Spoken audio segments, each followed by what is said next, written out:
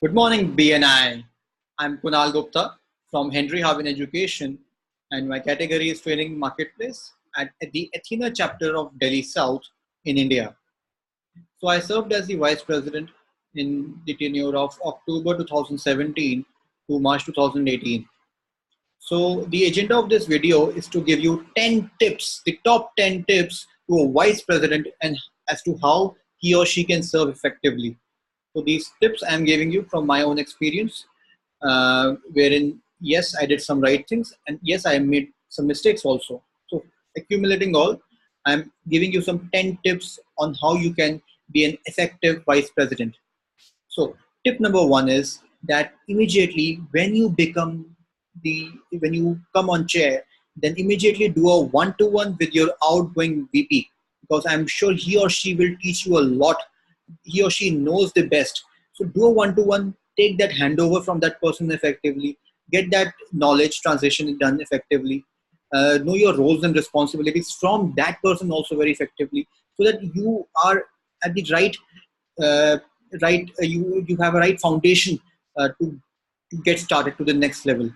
Tip number two, immediately meet your director consultants and your ambassadors. Do one-to-one with them. Understand their expectations from you.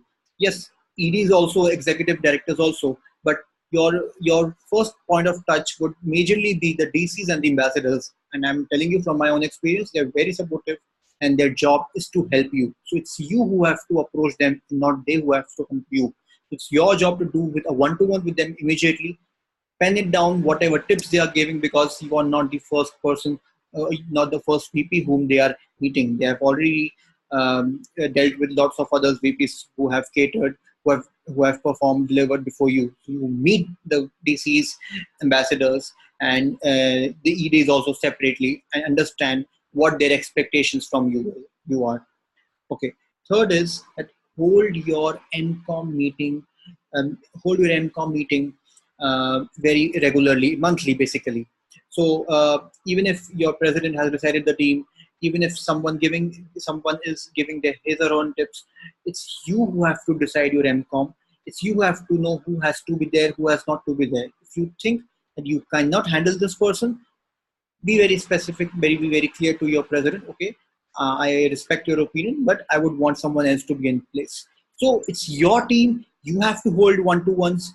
Who you have to hold the MCOM meetings monthly, and you have to get the work done from them. So ultimately, it's your responsibility to have the best of team. It's your responsibility to have the monthly meetings held. Point number four, that engage your MCOM. You need to engage your MCOM. You need to make them work. They should not just stand there for good mornings in the meetings. They should stand there not just for the sake of standing and not delivering. If they are not delivering, say sorry to them. But it's most important to engage with them, to get them do their work, and uh, get some reporting system also effectively done, so that they also know that holding a position is not only about saying good mornings and get that recognition during the meeting, but yes, it's more about delivering. It's more about working. Tip number five, pen down the roles of your MCOM team, and most advisable is that you email it to them that what your expectations are. Now, similarly, as you met your DCs, the ambassadors and the EDs to know your roles and responsibilities, similarly, you should also set your expectations very clear. You should set the roles and responsibilities of the the of your MCOM team to them, and preferably email it to them, so that it's there in front of them. And meet whenever you meet them, always open that email and show what your expectations are and what their roles and responsibilities are. Tip number six, submit your PALMS report the very same day of the meeting. I'm telling you, don't uh, piss off your EDs or your support ambassadors or DCs. So they want it to be the PALMS report to be submitted the same day. So do it. If in case you're unwell, if in case you're traveling, if in case there is any other issue, take help of your secretary, treasurer, and president. Yes, you can take help of your secretary, treasurer, and president to submit the PALMS if in case you are not able to. But ultimately, it's your responsibility. So don't make it a habit. Tip number seven, it's your responsibility to grow the chapter. Now, if you can only grow the chapter, you can only have more members even if you have more of visitors. So make sure you are reminding your team effectively. You're reminding your the entire chapter regularly that yes, they have to bring visitors. Call them personally. Tell them to bring visitors. Have an approach to call visitors. You use WhatsApp very effectively. So during my tenure, I had a cyclic approach. Yes, a cyclic approach to bring visitors. And I tell you, if you check the history of our chapter, we we made history during our tenure. We got the highest number of visitors. So that's what I'm emphasizing on. That have an approach when you're making others bring visitors, and most importantly, get visitors. And when you get visitors, make sure you carefully nurture them. So nurturing starts from the very first point is the meeting. Meeting has to be highly energetic.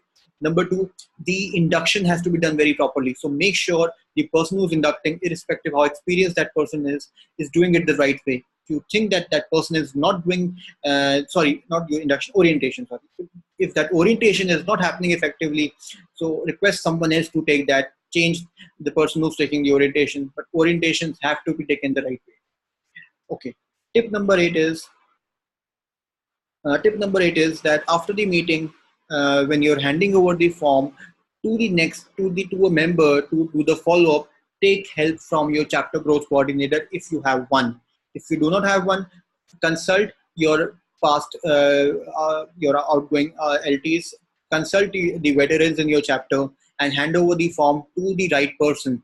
And post that, I would urge you that do follow up with that person who's having that form, but make sure you do it very very politely, because they are not employees, they are not they're members, so they're not the ones who are reporting to you. So you need to understand, you need to be very very polite, very very humble, and make sure you do the follow-ups also, that make sure that they are following up. But yes, do it very very sensitively, because this can become a sensitive issue and that can backfire you. So it's advisable that you follow, but sensitive, but very very very polite. Okay. Tip number nine is that you lead by example. Now, you try to reach for the meeting between, in fact, by 7 a.m. In fact, the meeting starts at 7:29, but it's advisable that you are the VP, reach half an hour earlier.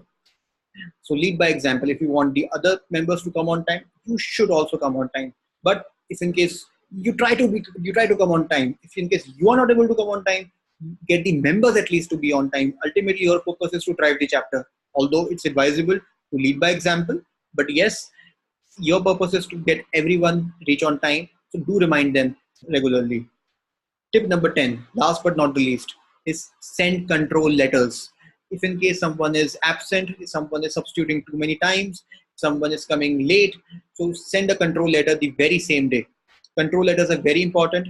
Again, don't disturb your EDs for that. They would certainly counter you on why aren't you sending. So before they do so, you send them very regularly.